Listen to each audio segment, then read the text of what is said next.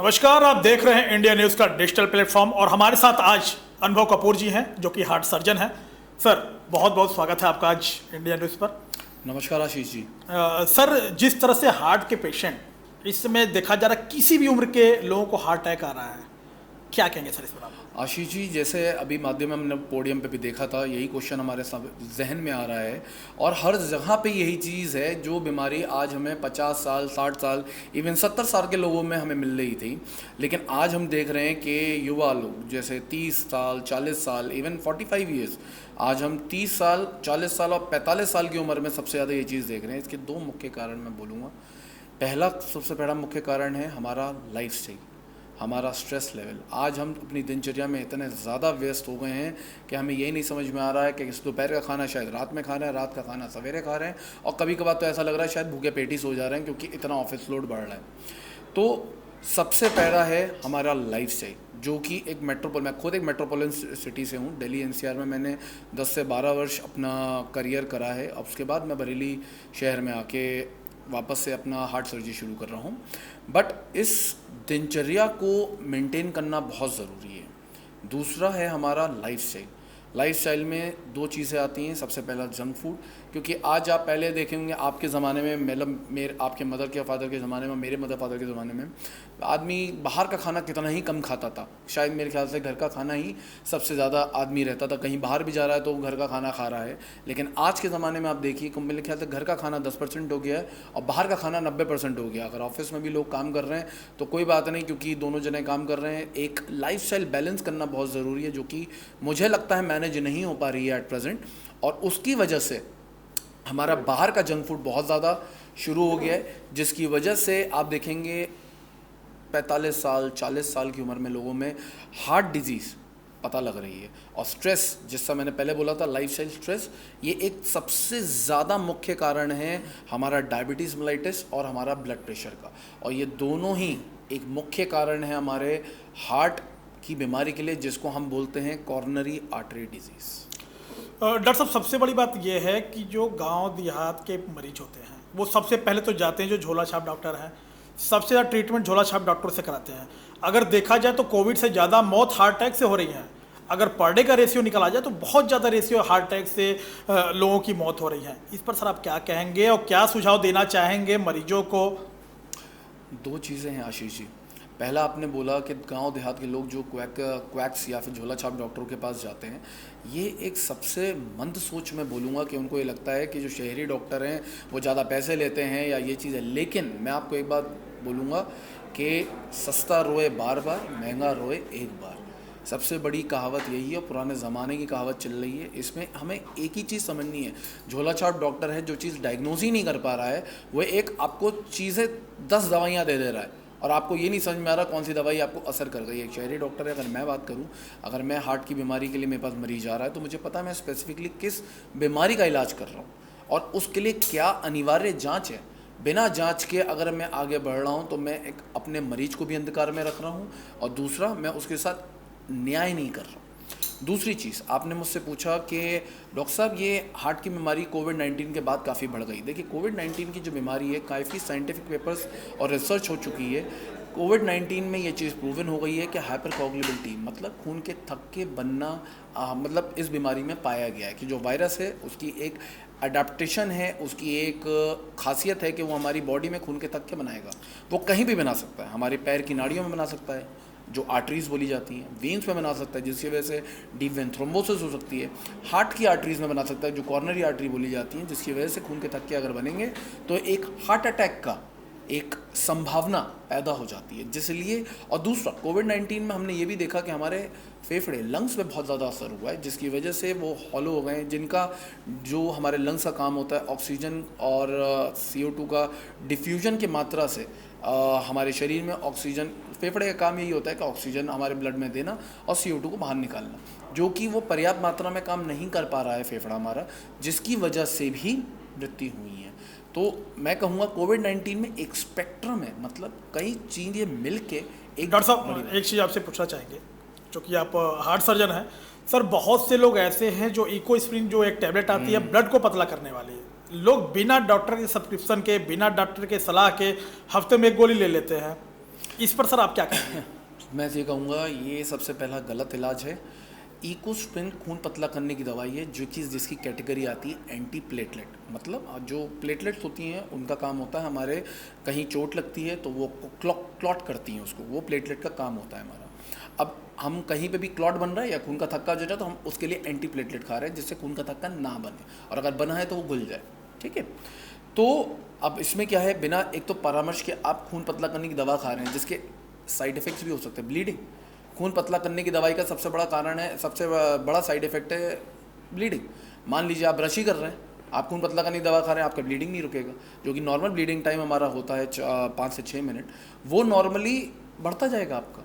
तो बिना परामर्श के सबसे पहली बात तो ये करना ही नहीं चाहिए कि बिना परामर्श के, किसी भी डॉक्टर की परामर्श के बिना आप दवाई खाएं। और अगर आप दवाई भी खा रहे हैं तो आप सही समय पे और उसकी सही डोज में खाएं। बिल्कुल डॉक्टर साहब, 2025 में हम चल रहे हैं, लेकिन अभी भी लोग सर्जरी कराने से डरते हैं। नई नई टेक्नोलॉजी की मशीनें आ गई हैं, डॉक्टर्स पढ़ के आ रहे हैं, लेकिन फिर भी लोग सर्जरी कराने से क्यों चूकते हैं और अपने जान से हाथ धो बैठते हैं? इस पर आप क्या कहेंगे? मैं इसका सबसे पहला जो आपका पहले क्वेश्चन था उसी का जवाब देना चाहूँगा। क्वैक्स, झोला छाप, एक भ्रमित सिचुएशन बनाई गई है हमारे जो भी कह लीजिए गांव देहात के लोगों के अंदर, सर्जरी कराओगे नहीं बचोगे। आज की टेक्निक में, आज हम पहले सर्जरी करते तो 4 से 5, 5 से 6 घंटे सर्जरी होती थी, लेकिन आज बाईपास सर्जरी की अगर मैं बात करूं तो कुल मिला के 2 से 2.5 घंटा पूरा पेशेंट अंदर जाना और पेशेंट का बाहर आना 2 से 2.5 घंटा। मैं कहूँ मेरा बीच में एनेस्थीसिया का समय लेके 2 से 2.5 घंटे का समय। और अगर मैं अपना खुद का मानूं कि मेरा सर्जरी टाइम कितना रहेगा तो कुल मिला के सिर्फ 1 से 1.5 घंटा। तो आप ये खुद समझ सकते हैं हम 2025 में बैठे हैं और कहाँ टेक्नोलॉजी पहुंच गई है। इस चीज़ को भ्रमित मानना कि हाँ ये चीज़ ऐसी हो जाएगी, ये करवाएंगे सर्जरी तो ये नहीं होगा, यहाँ छाती कट जाएगी। आज हम लेटेस्ट टेक्निक, मिनिमली इन्वेसिव, छोटे चीरे, दूरबीन द्वारा ऑपरेशन कर रहे हैं हार्ट सर्जरी का। तो आप ये सोचिए टेक्नोलॉजी कहाँ से कहाँ पहुँच गई। इवन रोबोटिक्स कार्डियक सर्जरी में आ चुकी है। तो हमारी सोच को हमें बड़ा करना पड़ेगा मुझे लगता है, बजाय हमें ये सोचना कि ये चीज़ से ये करेंगे। और मेरा हमेशा से मानना यही रहा है, सही समय पे सही इलाज मरीज की जान बचा सकता है।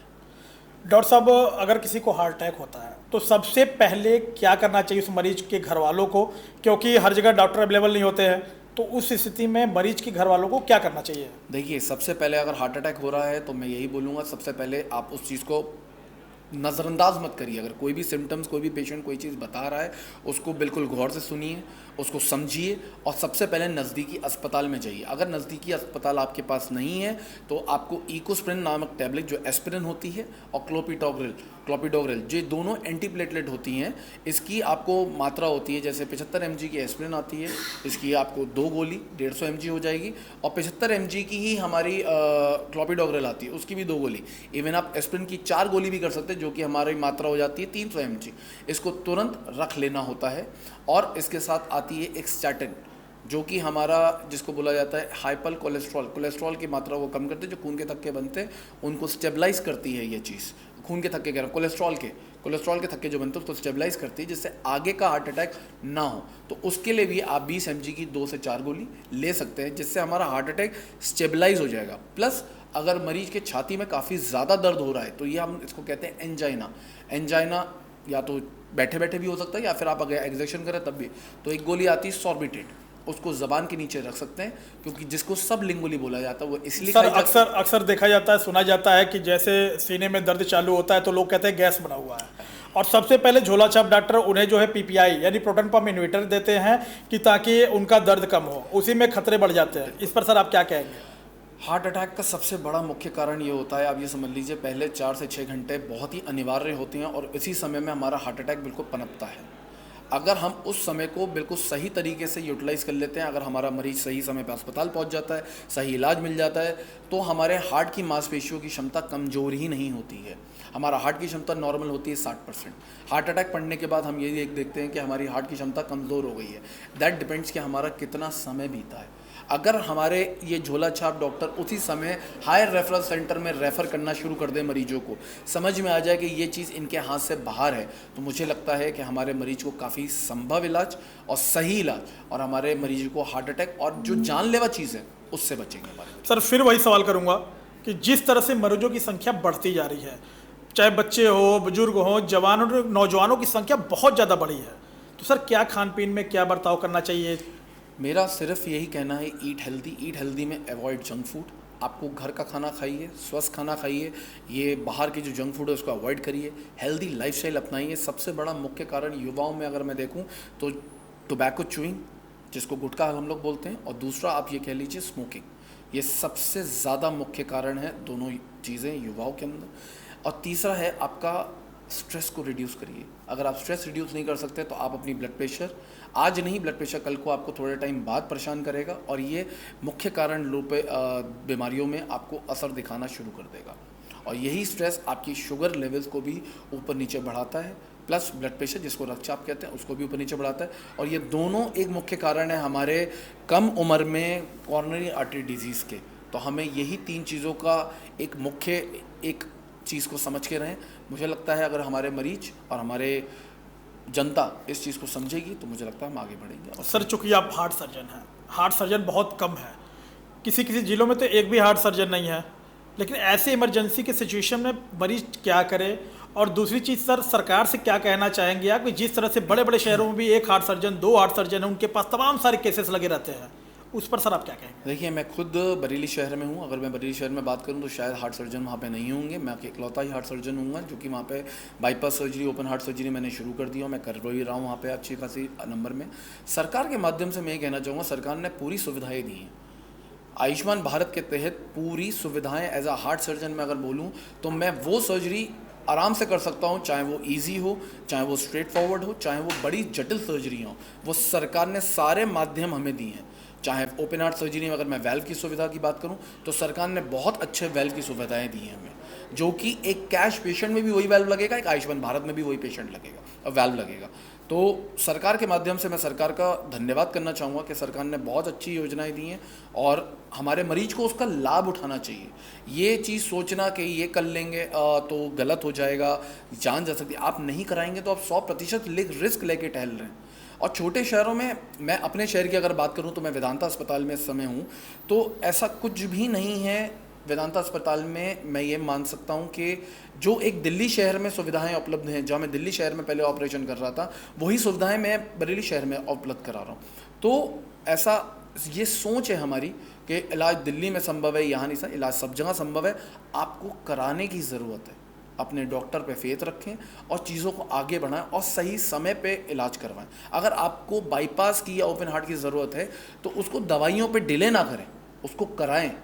हर चीज़ में रिस्क है, अगर आप नहीं भी कराएंगे तो भी तो आप 100% रिस्क लेके टहल रहे हैं। क्योंकि मैं एक बात जानता हूँ, चाहे आप भी ये बात मानते हो नहीं मानते हो आशीष जी, अगर किसी को कॉरोनरी आर्टरी डिजीज़ या हार्ट में ब्लॉकेजेस हैं तो मैंने आज तक कभी भी ऐसा मरीज अपनी ज़िंदगी में नहीं देखा जिसके हार्ट का मरीज जो कोई भी क्लेम भी कर रहा हो साइंटिफिक पेपर कि ये दवाइयों से घुल गया है, ऐसा नहीं होता। अब किसी को अगर वैल्व की बीमारी है, मान लीजिए हमारे दिल में 4 वैल्व होते हैं, सभी को पता है, 2 दाहिनी तरफ 2 बाईनी तरफ। अगर हम एक वैल्व का उदाहरण लें, माइट्रल वैल्व स्टेनोसिस जिसे बोला जाता है, माइट्रल वैल्व जो हमारे शरीर में बाईनी तरफ होता है, अगर उसमें सिकुड़न आ गई है तो ऐसी कोई दवाई नहीं बनी है कि वो सिकुड़न को खोल पाए, उसमें स्टेनोसिस को खोल पाए। उसके लिए आपको सर्जरी या बैलूनिंग ही करानी पड़ेगी। आप उसको नहीं कराएंगे, आप अपने हार्ट को लोड देंगे और अंत में ये होगा कि आपको इतनी ज़्यादा परेशानी बढ़ जाएंगी।